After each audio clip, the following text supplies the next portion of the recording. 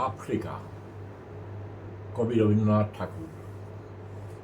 উদ্ভ্রান্ত সেই আদিম যুগে স্রষ্টা যখন নিজের প্রতি অসন্তোষে নতুন সৃষ্টিকে বারবার করছিলেন বিধ্বস্ত, তার সেই অধৈর্যে ঘন ঘন মাথা নাড়ার দিনে রুদ্র সমুদ্রের বাহু প্রাচী ধরিত্রীর বুকের থেকে ছিনিয়ে নিয়ে গেল তোমাকে আফ্রিকা।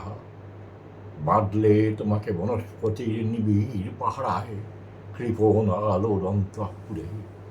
সেখানে নিভৃত অবকাশে তুমি সংগ্রহ করছিলে দুর্গমের রহস্য, চিনছিলে জল স্থল আকাশের দুর্বোধ সংকেত। প্রকৃতির দৃষ্টি অতীত জাদু মন্ত্র জাগাচ্ছিল তোমার চেতনাতীত মনে। বিদ্রুপ করছিলে ভীষণকে বিরূপের ছদ্মবেশে, শঙ্কাকে চাচ্ছিলে হার মানাতে। আপনাকে উগ্র করে বিভীষিকার প্রচণ্ড মহিমায় তাণ্ডবের দুন্ধুবিনী নাদে। হায় ছায়া বৃতা কালো ঘোমটার নিচে অপরিচিত ছিল তোমার মানব রূপ। উপেক্ষার আবির দৃষ্টিতে এলো লোহার হাত করি নিয়ে, নখ যাদের তীক্ষ্ণ তোমার নেকড়ের চেয়ে। এলো মানুষ ধরার দল, গর্বে যারা অন্ধ তোমার সূর্য হারা অরণ্যের চেয়ে। সভ্যের বর্বর লোভ নগ্ন করল আপন নির্লজ্জ মানুষতা। তোমার ভাষাহীন ক্রন্দনে বাষ্পাকুল অরণ্য পথে পঙ্কিল হলো ধূলি তোমার রক্তে অচ্ছুতে মিশে। দস্যু পায়ের কাঁটা মারা জুতোর তলায় বিভৎস কাদার পিণ্ড চিরচিহ্ন দিয়ে গেল তোমার অপমানিত ইতিহাসে।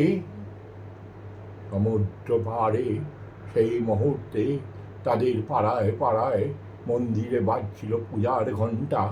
সকালে সন্ধ্যায় দয়াময় দেবতার নামে শিশুরা খেলছিল মায়ের কোলে।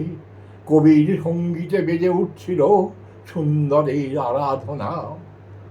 আজ যখন পশ্চিম দিগন্তে প্রদোষকাল, ঝঞ্ঝা বাতাসে রুদ্ধশ্বাস, যখন গুপ্ত গহ্বর থেকে পশুরা বেরিয়ে এলো, অথবধ্বনিতে ঘোষণা করল দিনের অন্তিম কাল। এসো যুগান্তের কবি, আসন্ন সন্ধ্যার শেষ রশ্মিপাতে দাঁড়াও ওই মানহারা মানবীর দ্বারে। বলো ক্ষমা করো, হিংস্র প্রলাপের মধ্যে সেই হোক তোমার সভ্যতার শেষ পুণ্যবাণী।